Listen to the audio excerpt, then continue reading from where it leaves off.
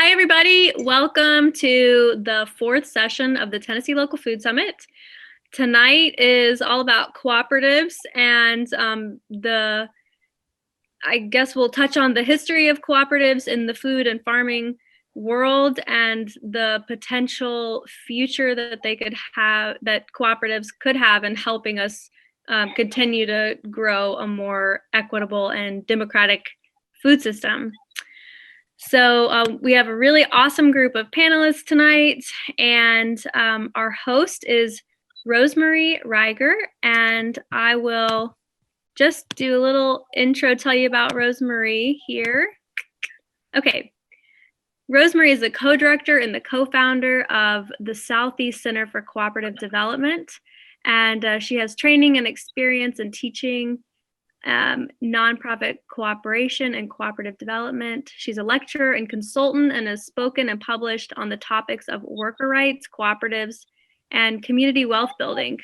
And she also, before entering the nonprofit world, worked as a biotech researcher and in education as a Montessori guide. So thank you all for being here. Thanks for tuning in. If you have any questions, throughout the session, you can put them in the Q&A box. And I'll just make this one distinction. There's a chat box and a Q&A box. Feel free in the chat box to introduce yourself. Just say, your name and where you're from. And if you have questions, put those in the Q&A box, because that's where we'll be looking to answer questions at the end of the session. Okay, so with that, I'll turn it over to Rosemary. Thank you, Natalie, and thank you to the Tennessee Local Food Summit team for giving us this opportunity to have a virtual panel discussion around food justice and cooperatives. I'm excited to be here with fellow cooperative developers and as a representative of the Southeast Center for Cooperative Development. My colleague Benny Overton and I co-founded the center about 2 years ago in order to increase opportunities and benefits by creating and strengthening cooperative businesses and cooperative networks that grow an equitable economy. In this work, we give priority to developing the power and capacity of low-income, minority, and/or underserved areas of Metro Nashville and beyond. And before I introduce the panelists, like Natalie already mentioned, please add your questions to the chat and we'll try and answer them after we have our panel discussion. So I'd like to start by introducing Terence Courtney. Terence is originally from Atlanta, Georgia, where he has been an advocate for equity for more than 20 years. And he began this work with the Service Employees International Union, the SEIU. Terence has founded, co-founded, directed, and worked with groups such as Atlanta Jobs with Justice, a coalition of labor unions, student groups, community groups, and faith organizations, the Atlanta Public Sector Alliance, the Black Alliance for Just Immigration, the Organization for Human Rights and Democracy, and Cooperative Atlanta. His continued work and strategizing around economic justice brought him to the Federation of Southern Cooperatives, which has played a transformative role in the struggle for cooperative economic development, land retention, and advocacy. As the Director of Cooperative Development and Strategic Initiatives, Terence supports newly emerging as well as existing cooperatives throughout the South and internationally. So welcome, Terence. We then have Ellery Richardson. She is the Assistant General Counsel at the Tennessee Department of Environment and Conservation. She is also the President of the Board of Directors of the Nashville Food Cooperative. Ellery received her law degree from Vermont Law School, and it was in Vermont, she tells us, that she became a member owner at her local food co-op. When moving to Nashville, she wanted to bring this model to the Music City to help transform the local economy. And with the founding of the Nashville Food Cooperative, which now has about 170 members, Ellery and the Food Co-op Group are planning next steps to ultimately build a community-owned grocery store right here in Nashville. Welcome, Ellery. Next up, we have Jeremy Leakage. Jeremy was born and raised in Nashville, Tennessee. He received his Bachelor's of Science from Warren Wilson College, focusing on plants and system design. Jeremy studied and then taught classes in permaculture and foodscaping. He deepened his studies at Ash Village Institute, which is an urban permaculture laboratory and community, and earned a permaculture design certificate. Jeremy continued to broaden his horizons, studying complex and integrated permaculture in southern France and exploring biodynamic gardening at Pine Ridge Lakota Reservation in South Dakota. He started Nashville Foodscapes to work towards food security and earth restoration. He's also in the process of converting his landscaping business to employee ownership, the first worker co-op in Nashville, and we're really excited about that. Yay. And then last but not least, we have Ed Whitfield. Ed is originally from Little Rock, Arkansas, and was a longtime social justice activist before becoming involved in community development, cooperative development, and philanthropy. Ed was the co-founder and co-managing director of the Fund for Democratic Communities and continues to serve on the boards of Seed Commons, a community wealth cooperative, and the New Economy Coalition. Ed spent 9 years as board chairman of the Greensboro, North Carolina Redevelopment Commission and was board chair of Greensboro's Triad Minority Development Corporation before becoming involved with cooperatives and the world of democratic non-extractive finance. Ed serves as a consultant to the Los Angeles group Downtown Crenshaw Rising, working in the arena of capital formation and securing socially responsible investors. He was also recently named Senior Fellow at Seed Commons, working on business development, training, organizational development, and investor relations. He's also part of the Delta Commons group. And if you look, welcome Ed and welcome everyone, and thanks for being on this panel.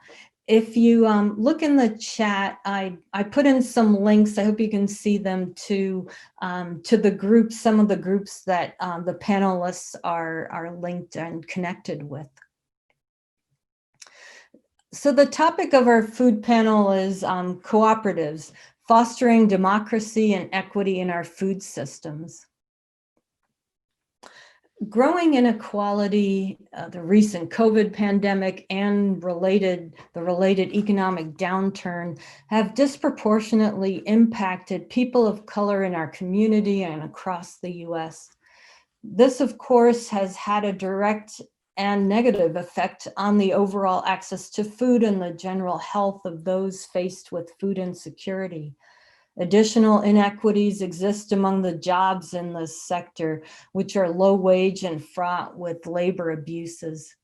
The current extractive methods of growing and transporting food also contribute to the depletion of natural resources and wreak havoc on the environment. With this panel discussion, we will address how cooperatives can meet the challenges of creating a more equitable food system, from farming and growing food to consuming it. But first off, let me just, so we're all on the same page, let me just define cooperatives. And this definition is according to the International Cooperative Alliance. So cooperatives are people and community-centered, usually for-profit enterprises owned, democratically controlled by and for their members to realize their common economic, social, and cultural needs and aspirations. Cooperatives bring people together in a democratic and equal way, whether the members are customers, employees, users, or residents. Cooperatives are democratically managed by the one member, one vote rule. In contrast to conventional businesses, member owners share equal voting rights regardless of the amount of capital that they put into the enterprise. As businesses driven by values, not just profit, cooperatives share internationally agreed principles and act together to build a better world through cooperation, putting fairness, equality, and social justice at the heart of the enterprise. Cooperatives around the world are allowing people to work together to create sustainable enterprises that generate long-term jobs and prosperity. Cooperatives allow people to take control of their economic future, and because they are not owned by the shareholders, the economic and social benefits of their activity stay in the communities where they are established. Profits generated are either reinvested into the enterprise or returned to the members.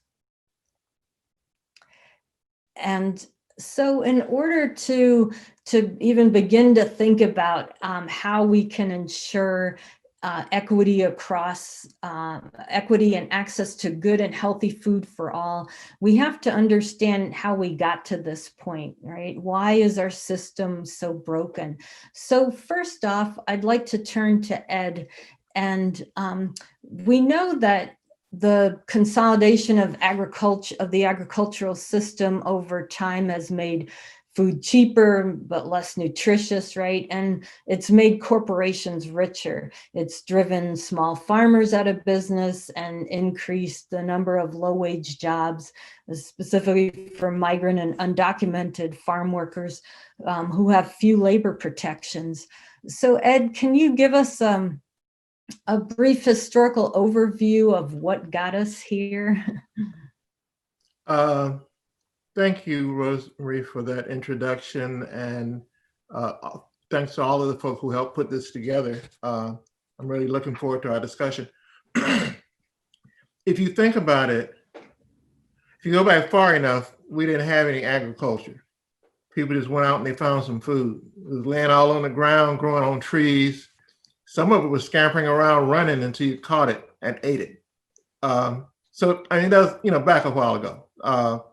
And I will bet you that every community had to spend a substantial part of its time and life energy on securing the food that it needed.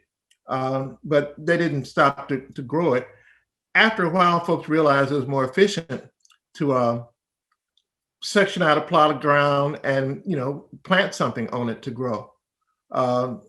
So emerged agriculture, and it probably, relative to the whole of human time, wasn't all that long ago. And animal husbandry, agriculture. But still, at that point, I bet you most people, well, not bet you, but historically it's been shown that most people engage themselves in finding this food that communities have to eat. It's part of the cycle of life. It's really, really important. In the last few years, we've gone from 95 to 99% of the people in every community trying to figure out how to have enough food to eat and participating in that process, to probably in the United States now it's closer to 5% of the population that's engaged in securing the food for everybody else. And that transition has been a challenging and a rough one because it has led to the displacement of people from the land that was at a certain level of the root of your ability to produce and secure food, to folk having all kinds of other things that they do. But there's a hardcore group of folk who have held on to their agricultural roots. God bless them. And, in the South, our people came here as kidnapped victims. I hate folks who think we were all immigrants, because there's something about being kidnapped, put on a boat in chains, and taken someplace and forced to work that doesn't quite make you an immigrant in the normal sense of the word. But our folk who came here, we were in agriculture, but largely producing cash crops. Our function in the United States economy was not producing the food that we needed to eat, or that our communities, or even that the people we cared about needed to eat, but rather mainly producing cash crops, and secondarily also being used to produce the food crops for those people who oppressed us and dominated us. Coming out of that system, it was clear to the people who had been engaged in it that what they needed in order to be free and independent was access to land to use in a completely different way. to use, instead of producing wealth for somebody else, where somebody else took the product of our labor, folk wanted to be able to produce food and things for themselves and their family and use that surplus to enhance the quality of life in their community. And that's the situation that the possibility of that only occurred on large scale after 1865, after the Civil War had been fought, after a system that was rooted in the brutal exploitation of our people, particularly in the US South, but at different points all over the United States. After that system had been fundamentally changed by a war, by hundreds of thousands of deaths, and the courageous activity of our people going on general strike, leaving the plantation first chance they got, refusing to work anymore, and seeking freedom. So, but since that time, there has been a massive rise in what I call agricultural agriculture, that went from the thing of everybody wanting to figure out how to be on and use land to grow food, to the fact, again, that only a tiny number of people are employed. And so now they got 1,000-acre farms and satellite guided tractors that cultivate 8-10 rows at a time, with robotics, in control of them. I mean, it's altogether a different game. And that has dramatically changed the price of agricultural products in a way to force out that, in addition to deliberately racist policies on the part of agencies of the United States. In particular, I'm talking about the U.S. Department of Agriculture, and local governments and local folk who maintain that power. So we're in a complex situation of having to reimagine the world as it was before and as it needs to be in the future, where, again, people participate in the production of the things that they need for themselves, not on the basis of exploitation, but on the basis of producing for their needs. So much of the whole cooperative structure and thinking is that when people identify a problem and they enter into a collective opportunity to solve that problem by building an enterprise that's going to produce the things they need, that can be collectively owned and collectively governed, the cooperative world speaks immediately and exactly to the needs that grow out of this large-scale industrialization, because it allows people to function at a slightly larger level, where people can, for instance, as groups of people, buy larger pieces of equipment, can buy and make use of larger pieces of land on a cooperative way, can engage in marketing their product cooperatively. All of these are things that the Federation of Southern Cooperatives facilitates people doing, and Terence can talk much more specifically about that. But as a general rule, and also the marketing of it all the way down to the grocery store. So from the farm to the table, there are cooperative opportunities to engage in this, not from the standpoint of just making a profit, but rather from a standpoint of sustainably operating an enterprise that can meet these human needs for food, which have always been human needs, will always be human needs, but they need to be met in a cooperative manner where we are collaborating as a community of people working together, rather than simply producing for profit, and in doing so, damaging the very systems that we need to maintain our lives.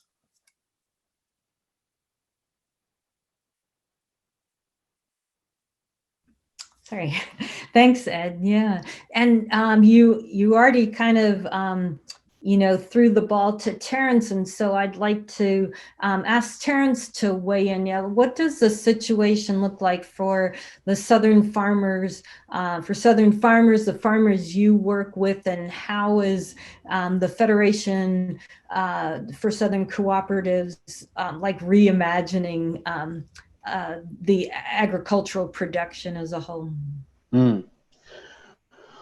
Wow. Well, I first want to give thanks to you, Rosemarie, and the Tennessee Local Food Summit team for putting this together. It's a great conversation, and I appreciate, being invited to say a few words. I'm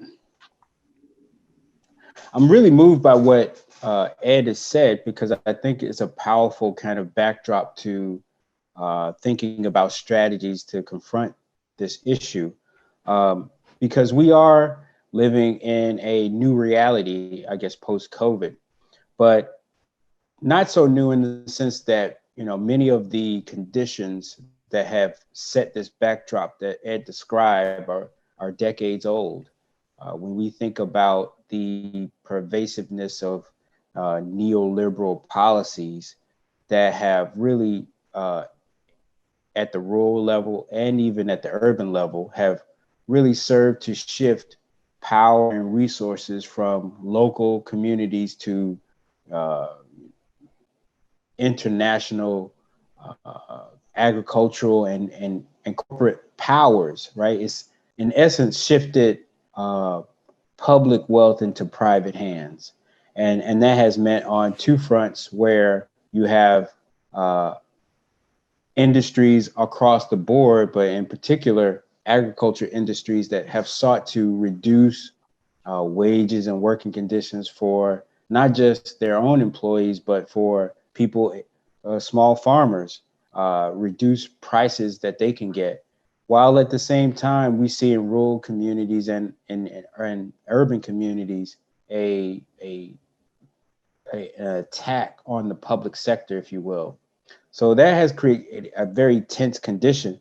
And I think for Black farmers who often make their living not just by farming, but also working regular jobs, because it's very difficult as small farmers to work full time and earn your living from that. They are in a particular tense position. So I appreciate what Ed is, because he's laid out a picture of what's going on that we have to address. The way the Federation is addressing that, and I'll just preface this in a few ways. On one hand, we're working directly with Black rural communities, Black farmers and cooperatives to strengthen those cooperatives, not only to think about how we can just earn better prices or strengthen our marketing arm, but we're also thinking about this in terms of how do we build a regional infrastructure that increases the power of local folks. But I think directly speaking, the Federation works to develop cooperatives at the grassroots level. We work with folks who are just thinking about and engaging in this idea of what would collective ownership of our means of productive capacity mean. We're also working with our established cooperatives. We started back in 1967 with 20. Now we have more than 70 cooperatives that are functioning. And those are mostly agriculturally based cooperatives with Black farmers who are producing food for families. But also, I think, we're thinking internationally. We're partnering with folks in the Virgin Islands and also in Cuba to build partnerships between cooperatives there and our cooperatives here, in the hopes that we can start to create some kind of trade. So what Ed has said, because it gives me so many thoughts about, in terms of a strategic direction, we see that, number one, with the pervasiveness of the pandemic and COVID lockdowns, we really have to start by meeting the needs of people right now and here. So we have a number of projects to develop cooperatives around human needs. In Mississippi, we're working with folks to develop cooperatives around childcare. We find that a lot of the cooperatives that have shut down due to the COVID pandemic are not reopening. So we feel like, for families that do have to continue to work, that's going to be an important need. We're working on housing cooperatives. We're working on telehealth cooperatives, in addition to our farming cooperatives. So we're trying to think of strategies that we would call Black Families Matter. We would try to address those front and center issues that people are facing. And then I'll just close my remarks in the beginning to say that in terms of what we see on the horizon, we really think that this is a new time, and the emerging racial and social justice movements that are coming forth are really calling into question the way our economy works. And I think cooperatives can serve a function, not only in terms of addressing the food issue, because that's one of the most important, but I think we can start to think about how cooperatives can really permeate all aspects of our economy, all industries, and build a more comprehensive approach to economic justice. So, again, I'm thankful for being a part of this conversation. I'm really interested in what I have to say, but I want to just kind of introduce myself and the Federation on those terms that, we are a 53-year-old institution of regional cooperatives spread out throughout the South. We emerged during a time much like this one, where questions around economic justice and racial justice were very keen. And we believe that this is a time of real transformation, or potential transformation. And I think one of the strategies for that has to be how we challenge this hyper-individualistic approach and put in place collective approaches that benefit not only us as persons, but our communities as a whole. Okay, thank you. Yeah, thanks for bringing that together. And the Federation of Southern Cooperatives has a long history, so that is great that how you and Ed, brought that together for us. Thank you. Cooperatives, in a nutshell, are about democratic ownership and control over economic decisions, such as what we produce or grow, right? How do we produce or grow it? And what do we do with the profits that are made? And right now, like Ed and Terence pointed out, big ag companies, right? They're making these decisions and they're cashing in on the profits. In a cooperative-based economy, the member owners make these decisions. So for a food co-op, that means that ownership and control lie with customer or consumer members and the people who shop there, right? So Ellery, I'd like to pivot to you and ask, how does this model empower consumer owners in a food co-op? And how do you see that playing out at the Nashville Food Co-op? Yeah, so thank you, Rosemarie, and thank you for the Food Summit for having me. So grocery cooperatives are consumer cooperatives, which in a way is a really unique way to bring all the things that Ed and Terence have been talking about to the average person who is not a farmer or not in a farmer cooperative. It's a consumer cooperative, so anyone can be a part of it. It doesn't have to be your profession. And so it's a co-op where the owners are the people who shop there. They're the customers. They're not the suppliers like some farm co-ops and other cooperatives are. And so like Rosemarie said at the beginning, it's just a grocery store that's a cooperative. So it's a one person, one vote system. There can never be a majority interest owner. And the members of a grocery co-op, they elect the board of directors, and the board of directors are the ones who hire the general manager and run the store.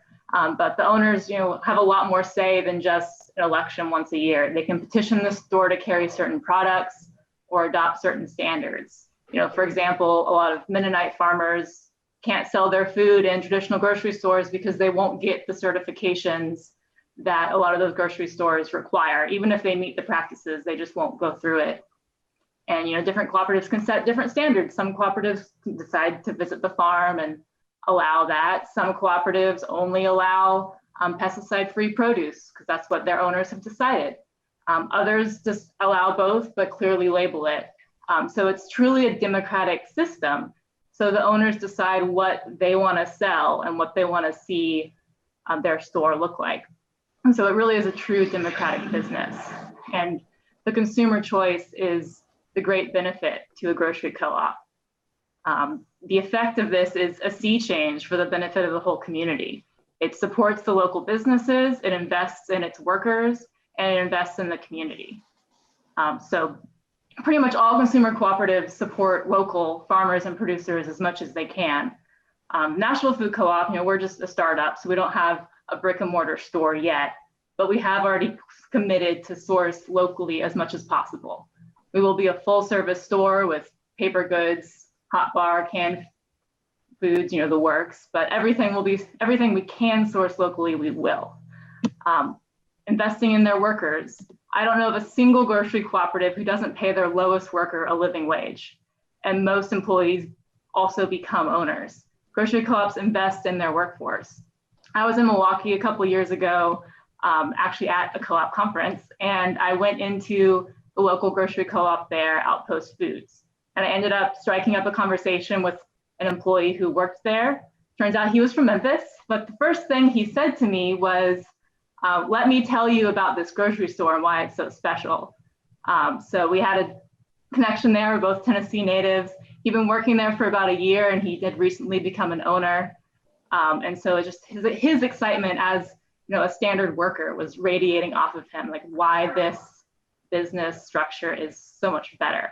And then investing in the community, like Rosemarie said, all the profits either stay in the store or go back to the owners. And in the case of the cooperative, the owners aren't shareholders far away. They're people in the community. So either way, the money stays in the community, whether you're paying your local suppliers or you're giving dividends out to your local owners. And all of those benefits happen because the owners are the members of the community and they want to see their own community thrive. They're not shareholders spread all over the world, only looking at financial statements. They can see the value beyond just the black and white numbers. Thank you. And yeah, Jeremy, I'd like to turn to you. And since you're converting your business and sharing ownership and control with some of your employees, I was wondering, how do you see this shift in ownership and control like affecting your business? And then also, how do you see this kind of affecting the food access, food justice in our local economy? Right. Thank you, Rosemarie. Thanks to everyone. It's a super honor to be here with all these other panelists. I want to introduce Vanessa Paz, who's sitting right next to me. She's an integral part of Nashville Foodscapes and has been with me for over 5 years on the journey. So she definitely has things to say and might chime in here and there. Yeah. So, I mean, what I usually tell people when I'm telling them we're transitioning to a cooperative and they're like, well, are you going to give up more than 50% of the power of the company? Because that's like a big no-no in kind of a status quo business model.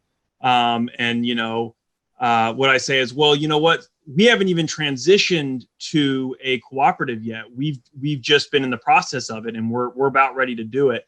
But I said, in the basically 2 years since we made that decision, and we've been hiring and kind of building a culture based on the cooperative model. I mean, we run as a cooperative currently. We just are not, our status is not that yet of a cooperative. But since we have decided to do that, our revenue has tripled. My salary has gone up. My stress and responsibilities have gone down. And every other worker's pay has gone up. And so it's like, cool, I'm down to give up some power if that means that I can do less and be surrounded by great people. So it's been kind of a no-brainer. All that to say, it hasn't been like a super easy necessarily process in terms of like letting go. I've been a sole proprietor for 10 years and becoming the cooperative has been the ultimate lesson in humility because I'm having to let go of having full control. But it's been beautiful to see it happen. And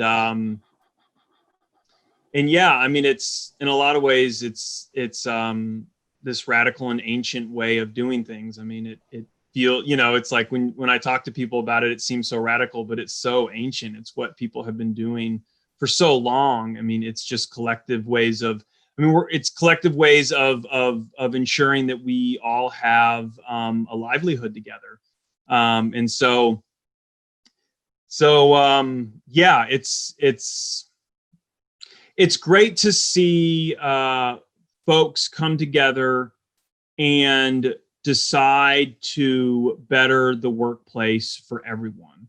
And, you know, I had my best intentions to create like an equitable workplace, but not until you have all these voices coming in to say like, hey, we need to have wage transparency. Hey, we need to have a gap, or we need to limit the gap between the highest paid and lowest paid employees. And what's great is because when you're bringing in worker owners, you're bringing in people that have worked in other situations where they likely have been exploited. And they're like, hey, that really didn't feel good. I don't want to do that here. And it's like, great, let's not do that. What does that look like? And people stepping up in incredible ways to make sure that, you know, we're taking care of everyone we can, including our community. We currently have 4 community food initiatives that we're working on, because people are like, hey, this is something I see that we can help with in our community. And the truth is that our business model is pretty dang profitable. And, you know, people will pay a lot more money for someone to come and grow a tomato in their yard than they are willing to pay for a tomato that someone else grew. It's not right or wrong. It's just the reality of what it is. And so we have started to look at our company as a wealth redistribution system, because we can charge a lot of money to people to install gardens and landscapes. And then as long as, you know, we can pay our bills, we're really focused on putting the rest of that into our community. And because of that, we can see ourselves really helping with the food justice issues, at least in Nashville, because we are committing, right now we're committing $25,000 by middle of next year to community food initiatives that we're working on. And, you know, we've got systems in place so we know how much money we're making on each project and when we lose it and when we make it, and just trying to redirect that into our community. You have anything you want to add? Yeah, I mean, definitely working in the cooperative model makes you accountable. So whenever there's like a moment of greed or a moment of falling back into old habits of individualism, then there's somebody else keeping you accountable and helping you see the larger picture, which is like the more people has well-being, the more like the whole community has well-being, the more resilient it's going to be. So I have to be interdependent with the other members and discover how I work in this ecosystem where I am unique, but at the same time, I have the support of the rest, and and everybody brings their skills and their perspective, and is definitely a wonderful thing. It's not easy all the time because of the same being individuals and having different perspectives and different backgrounds. So sometimes there is conflict, and that has only helped us grow. So I recommend for anybody that wants to make a shift into what is happening in this society, to take the leap of faith and pursue a cooperative model. It works. Thank you. Thank you both. Yeah, it's become clear from what Ellery said and what Jeremy and Vanessa, you've brought, that that there is power in shared ownership, right? And so if we kind of stick with the concept of ownership, I wanted to go back to Terence and ask you. So I was reading that ownership for Black farmers is at only about 6% of what it was in the 1920s. And can you tell us more, a bit more about the situation today and what the Federation of Southern Cooperatives is doing in terms of preparing the next generation of farmers, and if there are any policy changes that you're working on? Yes. Well, thank you for that. And, I'll start off, replying to that by saying that, the Federation, its mission is threefold. First, we want to promote and proliferate cooperative economic development. Number two, we stand in terms of protecting Black land ownership, land retention. And we also are advocating constantly for economic justice. So you're absolutely correct. When you think about, especially in terms of some of the things that Ed alluded to, the historic and continuing practice of undermining Black land ownership through various schemes, that has been a very detrimental, and that has had a detrimental effect, not only on what you might consider the state of Black land wealth per se, but it has a detrimental impact on Black cooperatives, especially those folks on agricultural production, because when farmers lose their land due to issues around heirs property or estate, that's a key input for that agricultural cooperative. That's a key input for the production of food. So those questions, we believe, have to be addressed. And the way we address them is by working directly with Black families on thinking of strategies to help them hold on to productive lands. But more broadly, I think we are concerned about the cooperative movement as a whole, because we see it all as interactive pieces that support one another. For example, during the pandemic, it became very clear that many of our Black rural communities, Black farmers, weren't able to meet new challenges due to the lack of internet access in rural communities. When you think about the technology that Ed described, where some high, really big farms and agricultural industries are able to use technology to, reduce costs to some extent on the labor side, that's based on access to all this technology and the internet. Well, small farmers, small Black farmers, family farms, in rural communities don't have the access. So those are some of the things that we're thinking about more broadly about how do we promote Black agricultural cooperatives and how we strengthen them.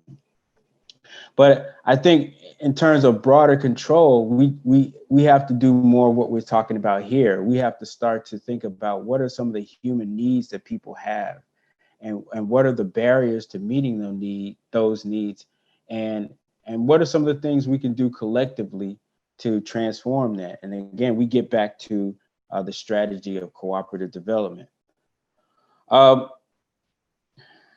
Was there a second part to your question? I think I may have lost that. And can you repeat it if you don't mind? Yeah, I was just wondering if you were like working on certain policy change right now. Mm-hmm. Yeah. So I want to talk about two parts to that. One, the advocacy work that we do has multiple levels. A lot of the work that I do personally is really grassroots. We're really struggling here in the South with a lack of enabling legislation. In the South, most states don't recognize cooperatives outside of what you may consider agricultural cooperatives, credit unions, or even the rural electrics. We understand that there are needs in our communities that go beyond agriculture, that go beyond financing, and even rural electrics. We think that to strengthen the cooperative movement in the United States starts here in the South by changing the laws and policies that deny us access to the ability to, one, build long-term strong cooperatives by accessing resources through credit or what have you. But also, we think that enabling legislation and statutes that support cooperatives will strengthen the internal democracy of our cooperatives.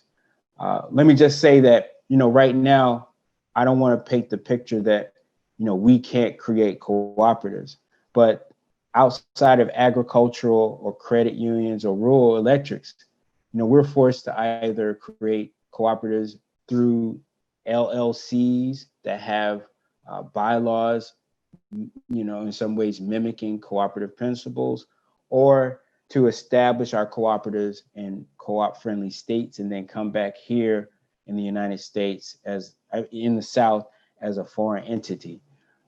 Those are accessible ways somewhat to developing cooperatives, but they really don't undergird those principles of democracy, because once a cooperative engages in the broader economy and competes with bigger and bigger entities, you may see a slow drift away from democratic principles in order to compete in that marketplace.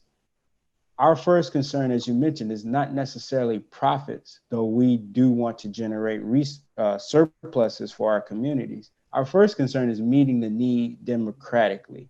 And we want to build long-term cooperative institutions that not only generate surpluses, but hold on to those key democratic principles, because we think that's the way you create a better society. So for us, our advocacy looks like, one, at a federal level, we have our director of land retention and advocacy, Monica Range, who has done a lot of work in terms of inserting co-op friendly language in Black land,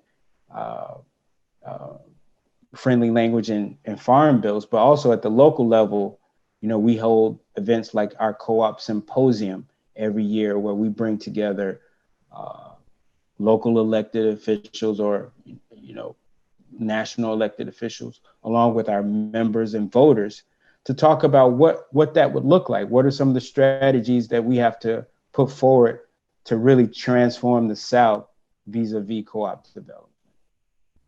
Thank you.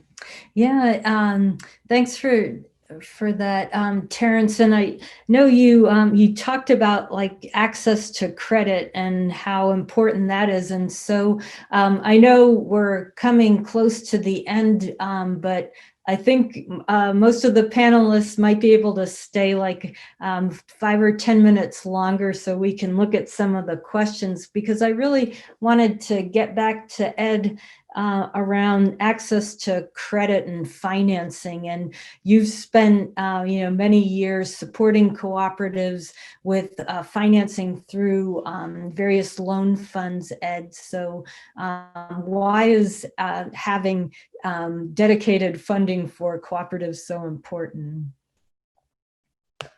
Well, first of all, I want to make it clear that financing is not only important for cooperatives, the whole agricultural sector in general is absolutely dependent on ongoing credit relationships in order to be viable in a commodity. And anything that goes beyond subsistence agriculture, you need a credit system. So lending to farmers and cooperative lending is more challenging because the banks don't know who to come after. They don't know whose house to take if you default on a loan. And the banks, the USDA, were really, really good at going at a lot of Black farmers' land and snatching it up. They kind of got caught a little bit with the successful pig suits that the Federation played a major role in doing. One of the most successful results of that is the regaining of the new communities that Shirley Sherrod and her husband, Charles Sherrod, had been leaders in and forming the first community land trust in the United States. And that got lost due to some bad weather and the USDA's racist policies. but they got a $12 million settlement and were able to buy something else with it. But even now, the question of credit, I mean, they're still looking for the capital to fully develop that for what it has the potential of being, as is almost always the case in agriculture. So in 1943, literally, I can get there in 10 minutes driving in my car to the place where in 1943, the mechanical cotton picker was introduced that displaced huge numbers of people off the land. So if you're going to plant cotton today, you're not going to actually go back to picking it the way folks used to pick it, because quite frankly, folks, even folk I know who don't have a job, don't want to go back out in the cotton fields and pick cotton. So you want to be able to access the kind of tools and equipment that are needed to engage in modern production so that you even have a shot at being able to sell your commodities at rates where you can be a sustainable business. And in order to do that, you need access to credit. But the concern we have is that the credit we offer people not become like the kind of credit that the USDA and other banks offered. That was credit that was largely tied up in finding a way to gain access to your collateral. But we tried to do lending that is non-extractive through this organization, Seed Commons, that I'm a part of, and other kind of cooperative lending structures. We try to do non-extractive lending that is not rooted in our attempt to get your property, but rather our attempt to make sure that you're successful. So our lending is highly coupled with technical assistance that asks really, really probing and hard questions about the nature of your business so that we can do all that we can to make sure the business is successful. Because in our lending model, you don't have to pay the money back unless you're able to use the money to make money. Other than that, you don't have to pay it back. So we want you to do it because we want you to pay it back, not so that we get it back, but so that we can lend it again. Again, that's why we call it Seed Commons. We're trying to maintain a common pool of finance that can be used to help people secure the equipment and the operating space and the working capital required to be productive, and then put that back into that common pool so that it can be available to some other people, other communities, and generations to come. Because that's what we think that the cooperative economy needs to look like at the level of finance, that we need to be able to generate non-extractive finance that allows people to secure the resources they need to be fully productive and put those resources back so that other people can use them. After you've been productive, you will have produced more value than you ever borrowed. Then you can put back the part you did borrow, keep the part that you have produced for yourself, and it becomes available for later generations to do the same thing over and over again. And so that's the nature of Seed Commons, and we can try to have some discussion. I'm willing to come back with something that you all do and Rosemary and others put together and talk a little bit more about non-extractive lending and the work that the folks in Nashville are working on. One of our loan funds is there in Nashville with Rosemary and Benny and the folks, the previously incarcerated women and girls groups are working on together. And we're looking forward to helping to identify some projects and support them in this non-extractive kind of way. We are a group, we use pooled capital. We pool our working experience and our knowledge through a peer network, and we pool our back office services so that we are collaborating and cooperating to make available to people some of the technical assistance and resources that are required to be able to compete in the modern world. Thanks, Ed. Yeah, we'll definitely take you up on that offer to bring you back here to talk about non-extractive lending, and we're real excited as the Southeast Center to be in partnership with Free Hearts and to be able to offer non-extractive lending to cooperative startups and conversions here in the area. So thanks for that. I think unfortunately, time went by so fast and it's 7:59, but I did want to, there are some questions in the Q&A that I wanted to direct. There's, for instance, an interesting question for Jeremy. The question is, what was the impetus for your conversion and what led you to the decision to become a co-op, to go co-op? I mean, quite frankly, I was just tired of being the boss. And also it became very clear to me that, the bottleneck was me. And if the company was going to grow and have more impact for clients and also our community, I was going to have to get the heck out of the way. That just became super clear to me. And so when someone introduced me to the cooperative model, I was like, man, I think this is it. I mean, this allows me to continue to play the role that I like, and even more so, continue to play a role that I enjoy playing. It empowers and enfranchises other folks to be leaders.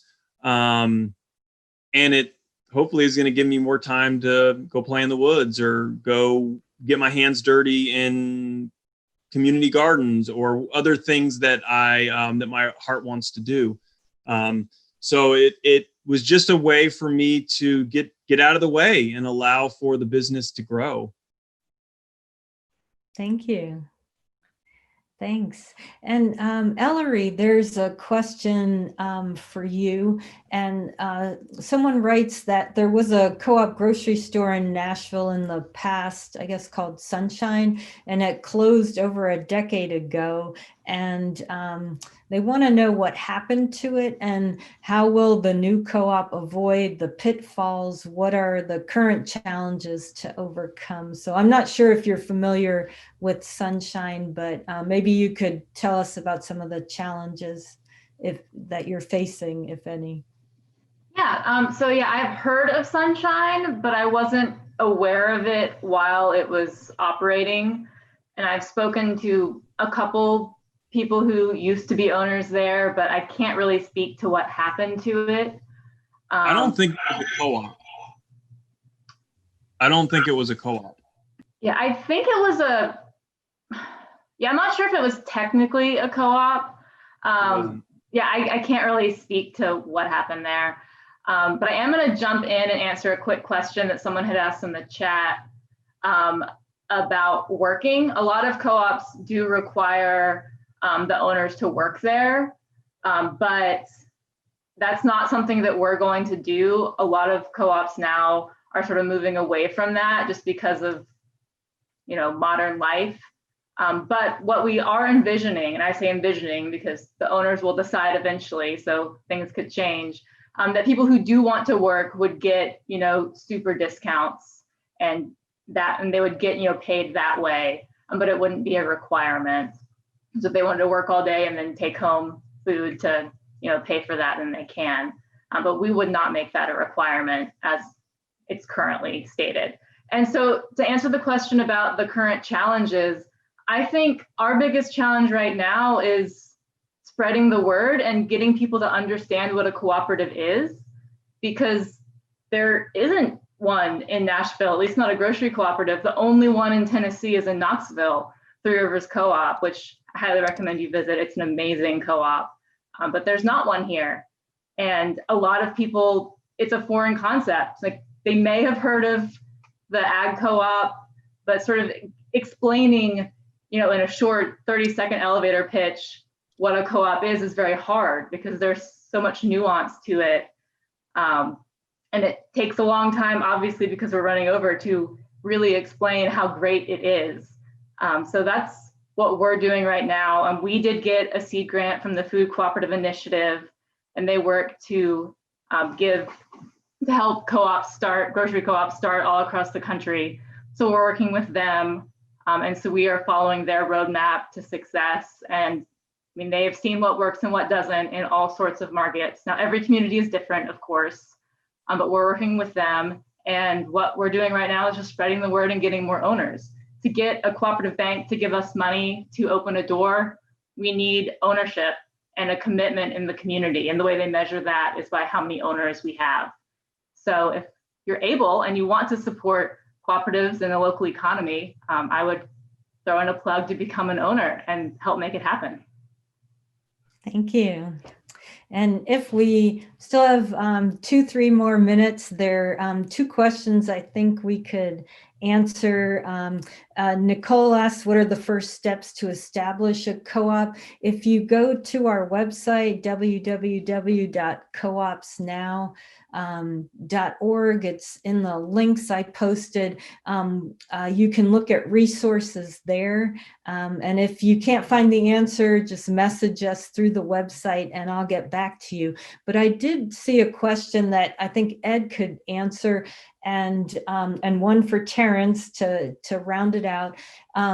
Ed, where and how do you see Fannie Lou Hamer's spirit move co-ops and agriculture today? How is her legacy living out? Can you give us an answer, a brief answer? Yeah, as we all know, Fannie Lou Hamer was sick and tired of being sick and tired. And I think that with that spirit, we approach, the modern world, whether it's the situation of police, the lack of accountability of police in the cities, the existence of food deserts, the lack of jobs, the existence of a shrinking kind of industrial base that puts people out on the street. Those are all the things that we need to be sick and tired of.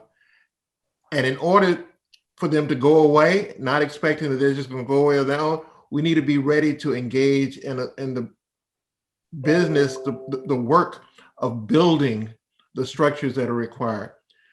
Those economic structures need to take a cooperative form. They need to be structured in such a way that they benefit the community, that they are for the purpose of, by, and for the community. It is a democratic economy that we want. And we have to make sure that the people who are historically left behind are not continued to left behind. If you look around and all you see are the friends you normally hang out with, then I will say you're not working hard enough to do the work that needs to be done, because there are probably a lot of folks that you don't normally hang out with who are also suffering under this system, and we need to make sure that we're being inclusive enough to bring them along and bring them forward. Fannie Lou Hamer was among the dispossessed, the destitute. She was an incredibly hardworking person, but she was brilliant. She was a cultural artist. She was an organizer of her people, and she kept records on the plantation. So she was able to do all of that and lift herself. But as she did it, she lifted other people with her at every point.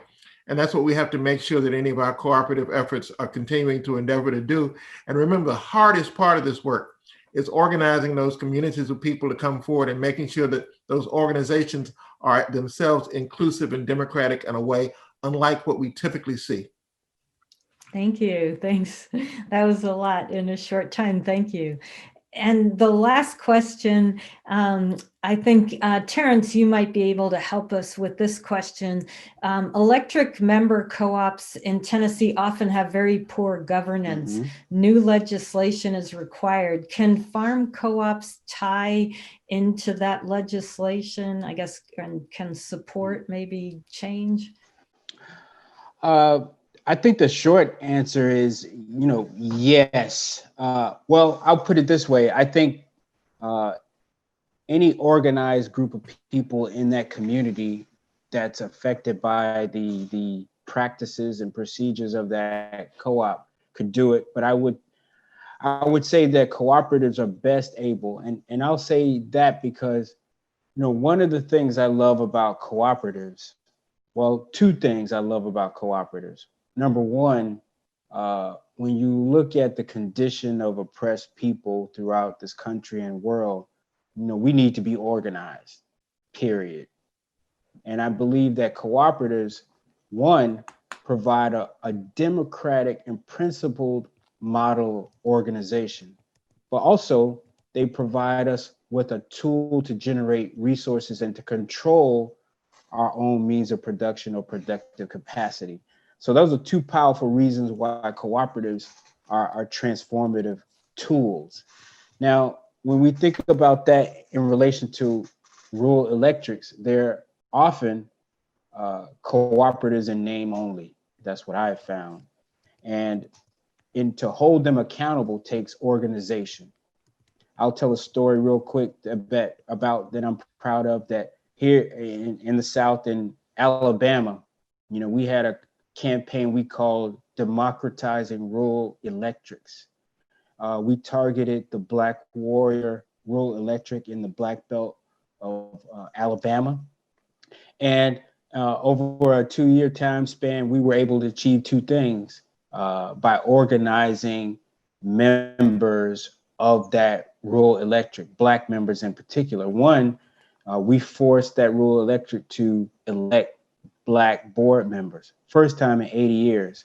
Number two, we forced that rural electric to issue patronage to Black members, first time in 80 years of that rural electric. And I think that speaks to what can be done when people organize. And we did that through the Federation of Southern Cooperatives, because members of our cooperatives in that region were also members of Black Warrior. So I think there's a lot of work that we can explore on that, because I also want to add that, when you think about providing internet access and even solar panel installation, or things that will help to transform climate change, the rural electrics in these cooperative rural electrics are in a very strategic position. So for us as a federation, again, we are concerned about the food economy, we're concerned about agriculture, but we think we need to proliferate cooperative economic development through every industry, every sector of our economy to democratize it itself. Thank you. That's a good point to conclude on, and I'd like to thank all the panelists for showing and talking with us about how expanding ownership and control in the economy is a way to to bring out more democracy and like Fannie Lohamer, to lift others up, right? So that we have access to all of us have access to good food, good jobs, and that we can meet our needs in dignity. So thank you again, Natalie, for having us. And thanks to everyone who was with us here.